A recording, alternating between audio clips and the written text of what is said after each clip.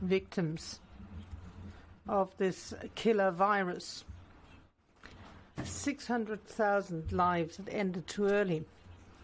600,000 stories which were only half written. 600,000 families which are not complete. These 600,000 people will remain in our memories and in our hearts. And we know that it's not the end, unfortunately, not yet. And behind this sad cortege, we see the impact on our economies, on our workers, on our companies. Everybody's suffering, everybody's fighting. This pandemic struck us at the beginning of the year. And let's remember what those days were like. We saw the graphs showing more and more death. There was a threat of a gulf between our countries. We heard some very wounding criticisms. We had a gulf between the North and the South. We had a debate on Europa bonds, which didn't go anywhere. The situation was gloomy, and that there weren't a lot of ways forward. The few solutions that were tabled were intergovernmental solutions. In other words, out with the EU context, without the European Parliament, without our institutions. And let me remind you, we were unable to agree on the European budget 2 years after we'd made the proposal. This is why the European Commission made a European proposal. We wanted to avoid the reflexes and the errors of the past. We made a European proposal for European recovery. Next Generation EU. We all know that Europe is not out of the woods yet. But Europe can see now dawn turning into light. This week, not only taboos and perceptions have been cast aside, but one big watershed for our union has been crossed by standing united. 27 member states backing the Commission. We raised money on the capital market to fight the worst economic crisis ever, together. In Next Generation EU, we now have a unique recovery tool worth 750 billion euro. 750 billion euros to support the hardest hit. 750 billion euros to boost our single market.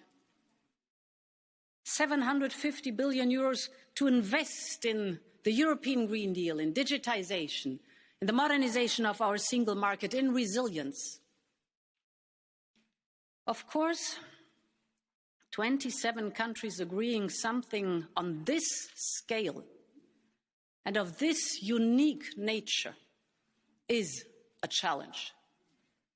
It takes courage, political will, and of course, give and take. It was never going to be easy. But anything worth having is always worth fighting for. And I thank you, Charles, for the excellent cooperation and the trustworthy management. Thank you very much for that. And look at how far Europe's fighting spirit has taken us.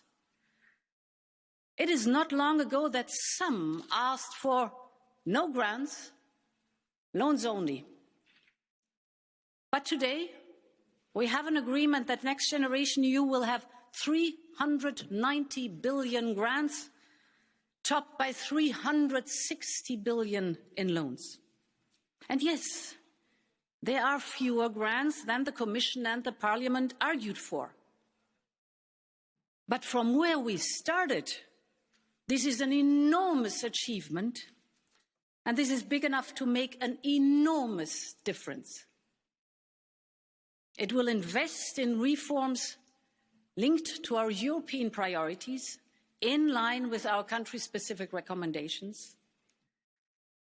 And because this is a European investment in our European Union, it is essential that the European Parliament plays a key role. As co-legislator, this House will have its full say on the design of the facility and how it works. The Commission will ensure full transparency, including through standing ready for structured dialogue on priorities and expenditures, and a regular exchange of views on national plans and overall implementation. And this is how, together, we can ensure that Next Generation EU delivers where it really matters. This is also how we can ensure that Next Generation EU accelerates the twin and digital transformation. 30% of Next Generation EU and our MFF will be spent on climate-related projects. And if we get it right, I believe that Next Generation EU can be one of the largest stimulus for investment and reforms anywhere in the world. Investing in rollout of 5G, grid infrastructure, in AI, in industrial digitization, in renewables, sustainable transport, energy-efficient buildings, you name it. And this is how we fight climate change and modernize. This stimulus will also support much-needed structural reforms to make us more resilient. And we will have a Just Transition Fund to support those people, those regions and sectors who have indeed a bigger step to take. As you know, I would have liked more. But this week's agreement ensures a 125% increase in the size of the Just Transition Fund, now worth 17.5 billion euro. And that will make a real difference on the ground. Honourable members, the big winner of this summit are the new own resources. We have now a unanimous agreement on the need for new own resources. We have a clear timetable, and we have them linked to repayment. And this is a huge and historic step forward for our Union, which both the Commission and the Parliament have long been pushing for. Now we have no time to waste. The Commission will come forward with a package of new own resources. This will include a digital levy. We will also put forward a carbon border adjustment mechanism and an extension of the emission trading system. The two go hand in hand. We need to put a price on carbon in all key sectors of the economy at home, and we need to avoid carbon leakage from elsewhere to make sure that we are sustainable and competitive. Honourable members, allow me to come to another issue which is at the heart of what our Union is all about, our values. These values, including the respect for the rule of law, and they are the very foundation of our Union. These values, they are mandatory and they are priceless. The European Council has stated a clear commitment to respecting the rule of law and protecting our financial interests.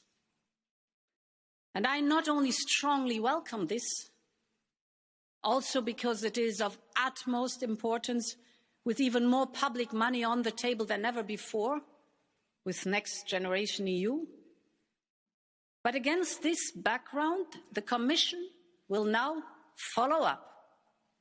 We will look into our 2018 proposal for the rule of law. We will work together with the co-legislators to ensure that our 2018 proposal is taken forward and, when necessary, improved.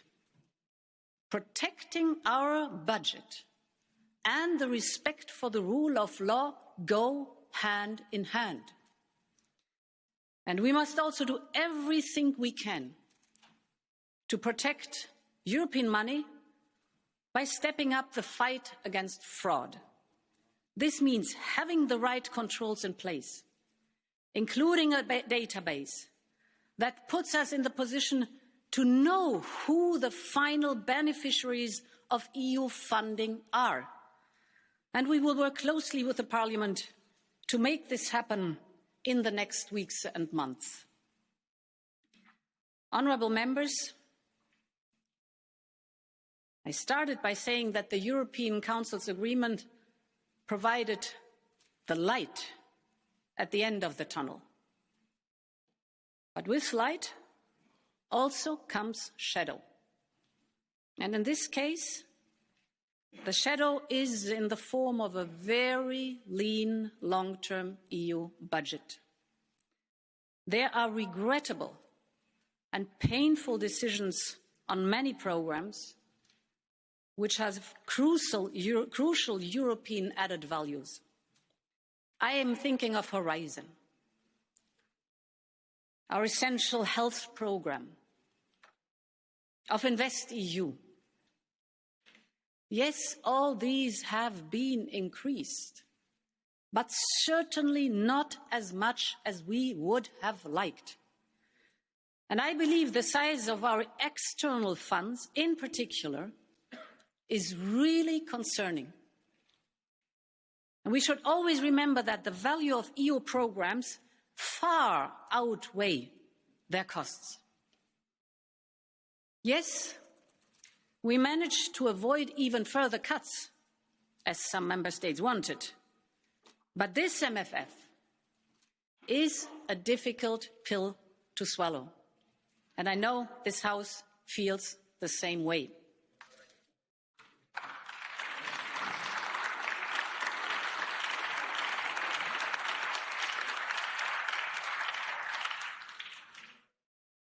And here again, we should also take a step back and look at where we are coming from.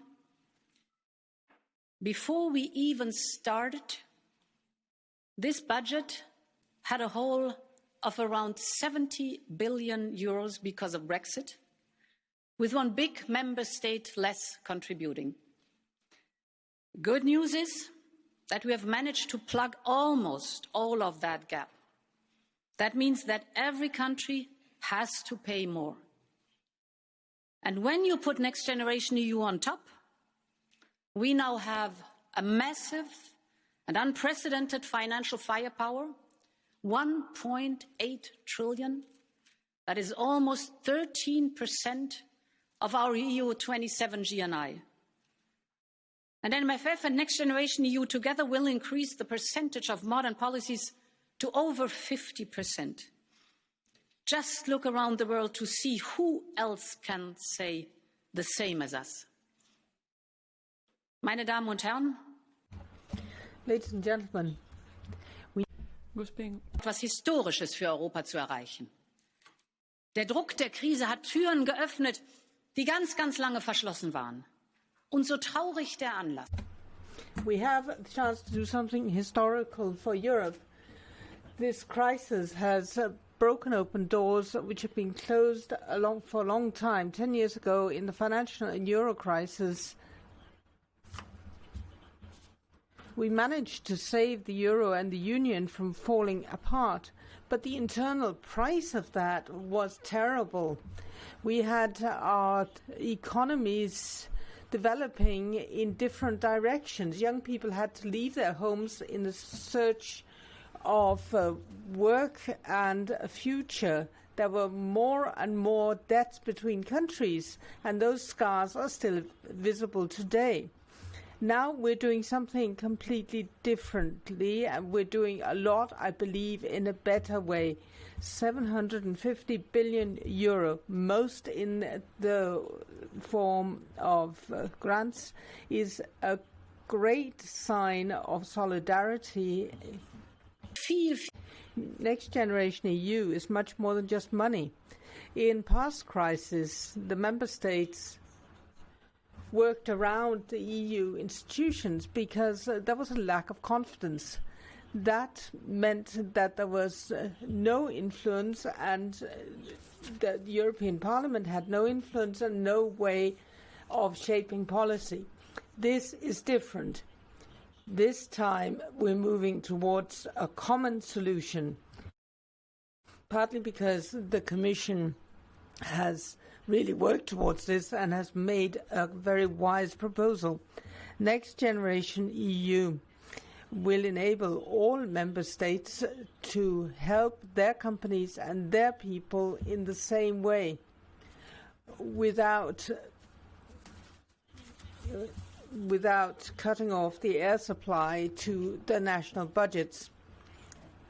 And Next Generation EU is going to bring us closer together and heal old wounds. This time we're taking on our shoulders the responsibility of the future of Europe, and we're all shouldering together the future of our children. This is a burden that we can all carry together proudly and with great strength. Long live Europe.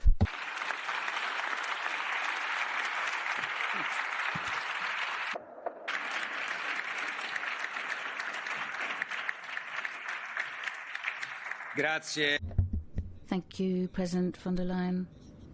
And now we will hear from the political groups. For the EPP, Manfred Weber, go ahead, please. President Sassoli, President Michel, President von der Leyen, dear colleagues. Solidarity